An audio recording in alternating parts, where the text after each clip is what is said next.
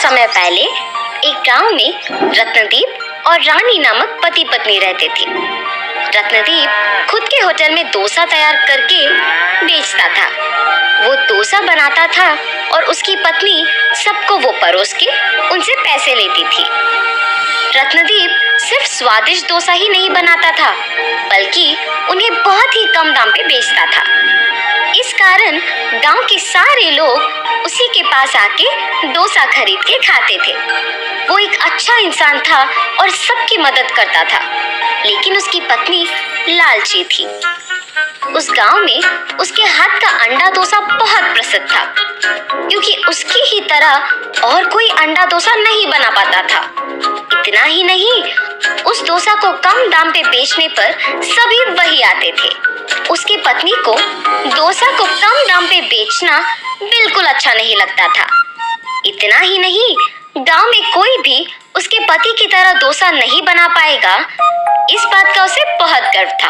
एक दिन जब रत्नदीप डोसा बना रहा था, उसे कुछ दूरी में एक बूढ़ा आदमी बैठे हुए और कांपते हुए दिखाई देता है। अरे रे, दिखने में बहुत बूढ़ा है, पता नहीं कि उन्होंने कुछ खाया भी। ऐसे सोचकर उनके पास जाता है। भाई साहब, आप यहाँ क्या कर रहे हो? बेटा, चलने की ताकत नहीं होने के कारण यहाँ थोड़ी देर रुक के जाने के लिए बैठा हूँ। आपको देख के लग रहा है कि आपने शायद कुछ नहीं खाया। मेरे साथ आइए, बगल में ही मेरा होटल है, कुछ खा के जाइए। मगर मेरे पास पैसे नहीं है बेटा। पैसे देने की कोई जरूरत नहीं है, होटल मेरा ही है, आप बस मेरे साथ आओ। ऐसे कह के उस बूढ़े आदमी को उसके साथ अपने होटल लेके बिठाता है। वो गरम गरम डोसा बना के उसकी पत्नी को उनको परोसने के लिए कहता है। उसकी पत्नी को वो करना अच्छा नहीं लगने के बावजूद उस बूढ़े आदमी को डोसा परोसती है। भूखा रहने के कारण वो बूढ़ा आदमी डोसा को जल्दी जल्दी खा लेता है। उस आदमी को ऐसे खाते हुए देख रत्नदीप उसके लिए पानी लेके आता है। मेरे भूखे पेट को तुमने भरा है, इसके बदले में मैं मेरे पास की छोटा सा तोहफा तुम्हें देना चाहता हूँ बेटा। आपको कुछ भी देने की कोई जरूरत नहीं है भाई साहब, मेरे खुशी के लिए तो स्वीकार करो बेटा। ऐसे बोल के वो बूढ़ा आदमी उनको डोसा बनाने के लिए एक तवा देके वहां से चला जाता है। उस आदमी के जाने के बाद उसकी पत्नी उसके पास आकर कहती है, क्यों जी, पहले तो आप सबको कम दाम में डोसा बेच रहे हैं और ऊपर से आप रास्ते में जाते हुए अनजान लोगों को बुला के उन्हें मुफ्त में खिला के भेज रहे हो। इससे क्या कोई लाभ है? ऐसे डोसा बनाने से हमारे पास कुछ नहीं बच रहा। अब हमारा इतना कठिन स्थिति भी नहीं है कि हमारे पास खाने के लिए भी कुछ नहीं है ना। जितना है उतने में दूसरों का सहायता करते हुए खुश रहना चाहिए। अपने पति के बातें सुनकर रानी गुस्से में वहां से चले जाती है। जितनी भी बार कहूँ इनसे, ये नहीं बदलेंगे, सबकी सहायता करते ही रहते हैं। अगर मैं उनको बताए बिना डोसा का दाम बढ़ाऊंगी, तभी हमारे पास कुछ तो पैसे बचेंगे। ऐसे फैसला करके अपने पति को बताए बिना दाम बढ़ाती है। आम डोसा 15 रुपए का और अंडा डोसा 25 रुपए का। ऐसे होटल को आए हुए लोगों को बोलती है, आपके होटल में स्वादिष्ट खाना बनने के अलावा कम दाम पर मिलने के कारण ही हम सब आपके पास आते हैं, मगर अब आप ऐसे दाम अचानक बढ़ाते हैं तो कैसे होगा? अरे, आपको डोसा चाहिए तो खाइए, वरना नहीं। मेरे पति की तरह अगर कोई और इस गांव में स्वादिष्ट डोसा बनाता है तो उसी के पास जाके डोसा खाओ। ऐसे कठिन तरीके से कहती है। दाम बढ़ाने के बावजूद खाने के लिए सभी उसी होटल को आते हैं। कुछ दिन बाद पैसे बचते हैं और ये देख रानी बहुत खुश होती है। मेरे दाम बढ़ाने के बावजूद अगर लोग इसी होटल में खा रहे हैं तो इसका मतलब ये है कि मैं दाम और थोड़ा बढ़ा सकती हूँ। आज से अंडा डोसा 50 रुपए और आम डोसा 25 रुपए का है। ऐसे होटल को आए हुए सबको बोलती है। अरे, आपके होटल के डोसा चाहे कितना भी स्वादिष्ट क्यों ना हो, ऐसे दाम बढ़ाते जाओगे तो लोग कैसे खरीद पाएंगे? अरे, आपको अगर चाहिए तो इधर आके खाइए, वरना चले जाइए। ऐसे अभिमानी स्वभाव से कहने के कारण वो आदमी उसके सामने से ही दूसरे होटल को चला जाता है।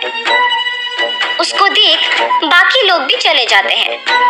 तब से सब उनके होटल को आना ही बंद कर देते हैं। रानी, क्या हुआ? कुछ दिनों से कोई भी होटल को नहीं आ रहा। हमारे जैसे और दूसरा कोई भी डोसा नहीं बना सकेगा, इसीलिए कभी ना कभी उन सबको लौट के आना ही पड़ेगा। मेरी पत्नी की लालच के बारे में तो मुझे पता ही है। या तो उसने होटल को आए हुए लोगों को कुछ कहा होगा, या फिर क्या मुझे बताए बिना उसने दाम बढ़ा दिया होगा। ऐसे सोच के कुछ नहीं कहता है और वहां से चला जाता है। ऐसे बहुत दिन बीतने के बाद सभी उसके होटल के बजाय उसके सामने के होटल को जाते हैं। मेरे लालची स्वभाव के वजह से ही मैंने दाम बहुत ज्यादा बढ़ा दिया और अभी सारे लोग हमारे होटल के बजाय सामने वाले होटल को जा रहे हैं। ऐसे सोचकर दुखी होती है। उसको ऐसे दुखी देख उसका पति उसके पास आकर पूछता है, कम से कम अब तो सच बोलो, लोग हमारे होटल क्यों नहीं आ रहे हैं? ऐसे पूछने पर रानी अपने पति को सब सच बता देती है। देखा तुमने, तुम्हारे लालच की वजह से हमें क्या भुगतना पड़ रहा है।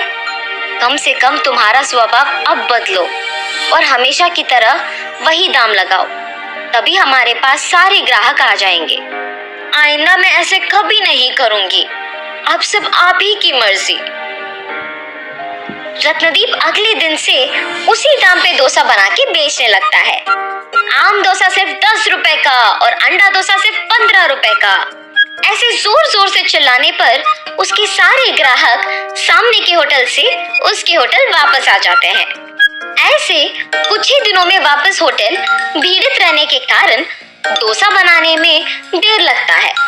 इसीलिए रत्नदीप फैसला करता है कि एक और तवा खरीदने की आवश्यकता है। अरे हाँ, उस बूढ़े आदमी का दिया हुआ तवा तो है ही। ऐसे सोच के अंदर जाके उस तवे को बाहर लेके आता है। उसमें एक डोसा बनाते ही वो एक डोसा बहुत सारा डोसा बन जाता है और ये देख वो आश्चर्यचकित रह जाता है। हाँ, ये क्या माया है? रानी, रानी, एक बार इधर आओ। हाँ जी, क्या हुआ? ये देखो तो सही। ऐसे उसके भी सामने उस तवे पे डोसा बनाता है और तुरंत वो कई डोसा बन जाना देख वो भी दंग रह जाती है। ये कौन सा जादू है जी? एक डोसा कई डोसा में बदल रही है। तुम्हें वो बूढ़ा आदमी याद है? उसी का दिया हुआ तवा है ये। और तुमने उस दिन उनको डोसा मुफ्त में देने के कारण गुस्सा किया था। ये सब आपकी सहायता करने की वजह से ही मुमकिन हुआ है जी। ऐसे उस दिन से अंडा डोसा को कम दाम पे बेच के बचे हुए डोसा को गरीब लोगों को मुफ्त में दे के पति पत्नी दोनों खुशी से जीने लगते हैं।